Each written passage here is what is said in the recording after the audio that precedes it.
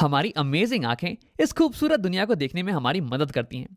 लेकिन आओ आज देखते हैं कि हमारी आंखें कैसे दिखती हैं अंदर से। उसके पार्ट्स क्या क्या हैं और उनके फंक्शंस क्या क्या हैं। तो अगर मैं इस चेहरे को छुपा दूं तो तुम्हें आंख कुछ ऐसी दिखने वाली है, एक बॉल के शेप में, और इसे हम बुलाते हैं आई बॉल। अब अगर इसे मैं साइड से देखूं तो मुझे कुछ ऐसा दिखने वाला है आंख। हाँ, ये हो गया बॉल वाला पार्ट, ये हो गया कलर्ड वाला पार्ट, और इसके ऊपर आंख ये थोड़ी उभरी होती है बाहर के साइड में, थोड़ी कॉन्वेक्स शेप की होती है। अब मैंने इसे थोड़ा ट्रांसपेरेंट कर दिया है ताकि हमें इसके अंदर की चीजें दिख सकें। अब हम बात करते हैं इस कलर्ड वाले पोर्शन के बारे में। तो इसे हम बुलाते हैं आइरिस। तो जब भी तुम किसी की आंख के कलर के बारे में बात कर रहे हो ना, तो असल में तुम उसके आइरिस के कलर के बारे में बात कर रहे हो। अब अलग अलग लोगों की आइरिस की कलर अलग अलग होती है। अब ऐसा क्यों होता है यार?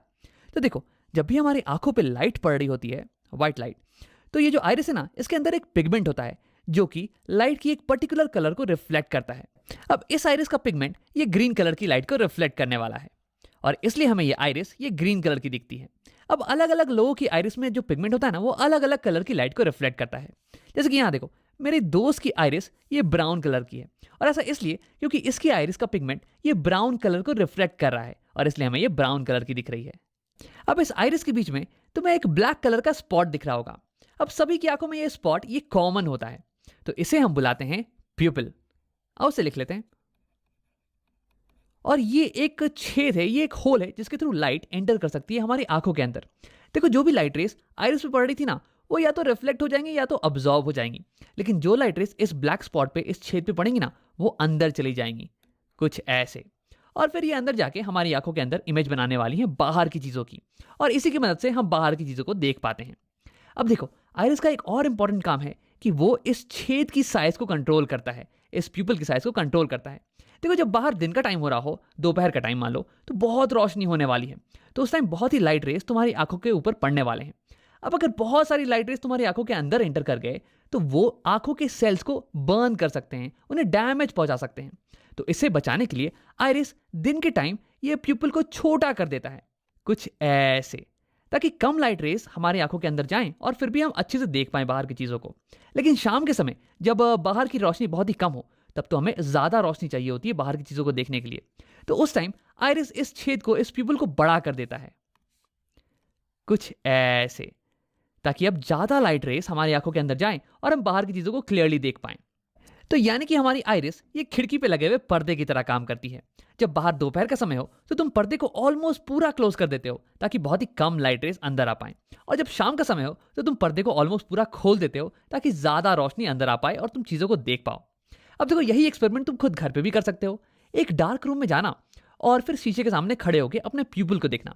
देखो, इस समय तुम्हारी प्यूपिल ये बहुत ही बड़ी होगी, लेकिन जैसे ही तुम लाइट को ऑन करोगे ना, तो वैसे ही तुम्हारी प्यूपिल ये छोटी होती चली जाएगी। अब आओ बात करते हैं आई के कुछ और पार्ट्स के बारे में। उसके लिए मैं इस आइरिस को यहाँ पे छुपा देता हूँ। मैंने यहाँ पे आइरिस का क्रॉस सेक्शन बना दिया है। ये ग्रीन वाला पार्ट ये हो गया आइरिस, और ये बीच में जो होल है ये हो गया प्यूपिल। लाइट इसके थ्रू एंटर करेगी और फिर ये मिलने वाली है इस कॉन्वेक्स शेप के लेंस से। ये हो गया हमारी आंखों का लेंस, आई लेंस।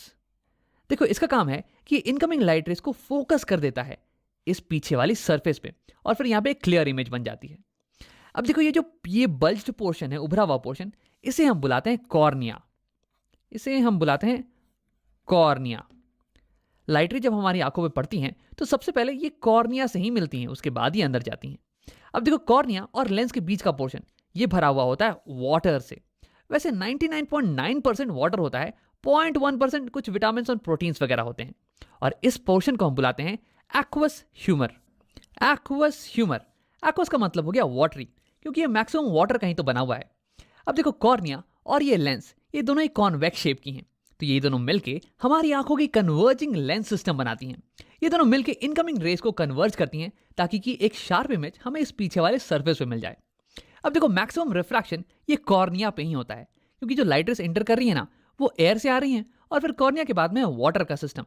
तो यानी कि यहाँ पे maximum change in refractive index होता है, और इसलिए लाइट की मैक्सिमम बेंडिंग ये कॉर्निया के ऊपर ही होती है। उसके बाद लाइट रेस प्यूपिल के थ्रू लेंस पे हिट करती हैं। अब लेंस जो है ना, ये हल्का एडजस्टमेंट प्रोवाइड करता है इन लाइट रेस को, ताकि ये लाइट रेस कंप्लीटली फोकस हो जाए इस पीछे वाले सरफेस के ऊपर ही, और यहीं पे एक फोकस्ड इमेज हमें मिले।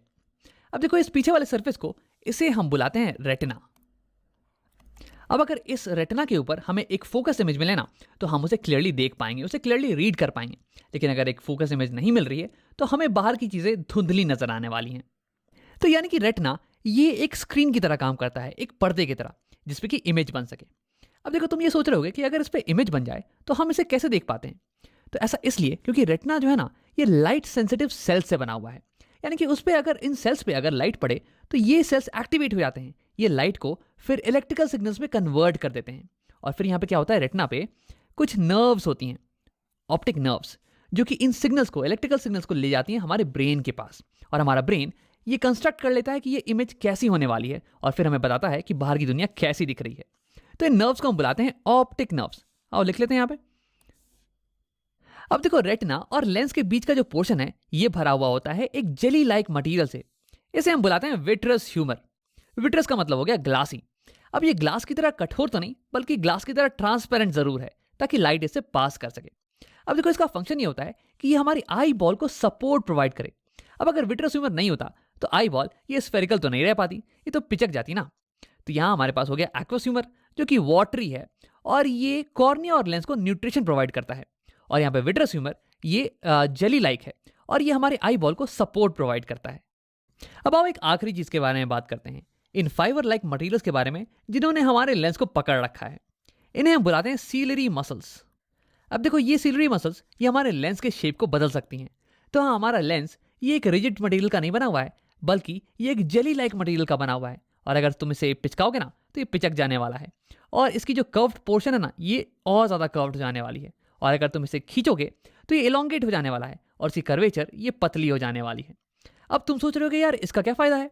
तो देखो, हमारी आंखें अलग अलग दूरी पे रखे हुए ऑब्जेक्ट्स पे फोकस कर सकती हैं, उनकी इमेज को सेम डिस्टेंस पे बना सकती हैं।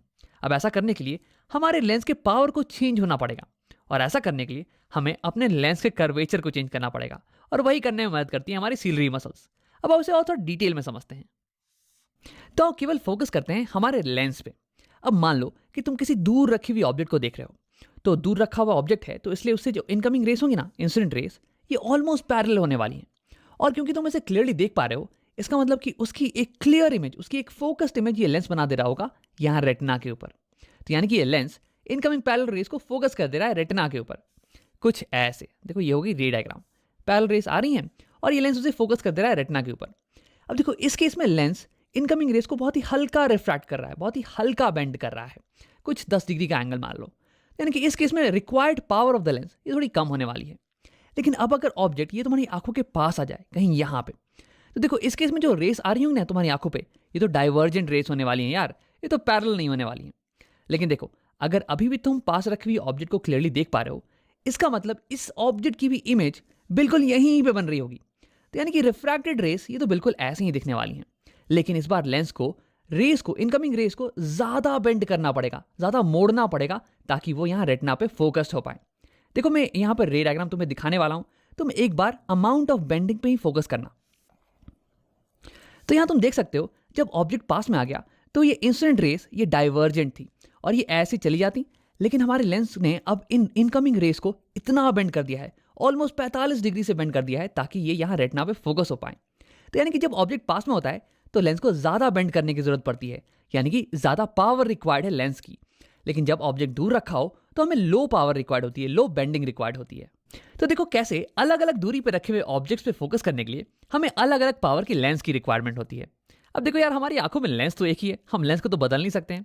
तो हम क्या करते हैं कि लेंस के कर्वेचर को बदल देते हैं, इसे पतला और मोटा करते हैं डिपेंडिंग ऑन किस चीज़ पे हम फोकस कर रहे हैं। अगर हम किसी दूर की चीज़ पे फोकस कर रहे होते हैं तो हमें एक कम पावर की लेंस चाहिए होती है, जो कि लाइट रेस को कम बेंड करे। तो उस केस में हमारी सिलरी मसल्स ये रिलैक्स हो जाती हैं, ये हमारे लेंस को इलोंगेट कर देती हैं, ताकि इसकी कर्वेचर ये कम हो जाए और ये लाइट रेस को कम बेंड करे, इसकी पावर कम हो जाए। लेकिन जब हम पास की चीज़ों पे फोकस कर रहे होते हैं तो उस केस में हमें एक हाई पावर की लेंस की ज़रूरत होती है, ताकि हम इन डाइवर्जेंट रेस को ज़्यादा बेंड कर पाएं। तो उस केस में हमारी सिलरी मसल्स ये लेंस को पिचका देती है, ताकि इसका कर्वेचर ये बड़ा हो जाए और उसके बाद ये ज़्यादा बेंड करने लगे, इसकी पावर बढ़ जाए। तो ऐसे ही सिलरी मसल हमारे आई लेंस के शेप को चेंज कर सकती है, इसके पावर को चेंज कर सकती है। तो सिलरी मसल के इसी पावर को हम बोलते हैं पावर ऑफ एकोमोडेशन। अब देखो, आगे कुछ वीडियोस में हम इसके बारे में डिटेल में बात करने वाले हैं, तो अगर ये तुम्हें समझ में नहीं भी आया हो ना तो घबराने की कोई बात नहीं है। आओ वीडियो को यहीं पे खत्म करते हैं और इसे समराइज कर लेते हैं। तो इस वीडियो में हमने आई के अलग अलग पार्ट्स और उनके फंक्शंस के बारे में पढ़ा। सबसे पहले लाइट जब हमारे आंखों में पड़ती है तो वो टच करती है कॉर्निया को। देखो कॉर्निया ये आंख के ऊपर ये उभरा हुआ पार्ट होता है और यहीं पे लाइट रे का मैक्सिमम रिफ्रैक्शन होता है, मैक्सिमम बेंडिंग, क्योंकि यहीं पे मैक्सिमम मीडियम में चेंज आ रहा है। अब उसके बाद लाइट जाती है एक्वस ह्यूमर में। अब ये मोस्टली वाटर का बना हुआ होता है और उसके बाद लाइट एंटर करती है आंखों में प्यूपिल के थ्रू, ये ब्लैक वाला पोर्शन। और इस ब्लैक वाले पोर्शन के साइज को कंट्रोल करता है आइरिस। आइरिस हो गया आंखों का कलर्ड वाला पोर्शन। अब इसके बाद लाइट रेस पास करती है लेंस के थ्रू। देखो लेंस का काम होता है लाइट रेस को फाइन एडजस्टमेंट प्रोवाइड करना ताकि इमेज एग्जैक्टली रेटिना के ऊपर ही बन जाए। अब इसमें इसकी मदद करती हैं सिलरी मसल्स जो कि इसके शेप को चेंज कर सकती हैं और इसलिए इसके पावर को भी चेंज कर सकती हैं। अब इसके बाद लाइट रेस पास करती हैं विट्रस ह्यूमर के थ्रू। ये विट्रस ह्यूमर ये आई बॉल के शेप को मेंटेन करके रखता है। अब इसके बाद लाइट रेस इमेज बना देती हैं हमारी रेटिना के ऊपर। रेटिना एक स्क्रीन की तरह काम करता है जिसपे कि इमेज जब बने तो हम उसे क्लियरली देख पाते हैं। देखो रेटिना बना होता है बहुत ही लाइट सेंसिटिव सेल से जिन्हें हम कहते हैं रॉड्स एंड कोन सेल। जब लाइट इन पे पड़ती है तो ये एक्टिवेट हो जाते हैं और ये लाइट को कन्वर्ट कर देते हैं इलेक्ट्रिकल सिग्नल्स में और ये सिग्नल ऑप्टिकल नर्व्स के थ्रू हमारे ब्रेन तक पहुंच जाते हैं और फिर हम बाहर की दुनिया को देख पाते हैं।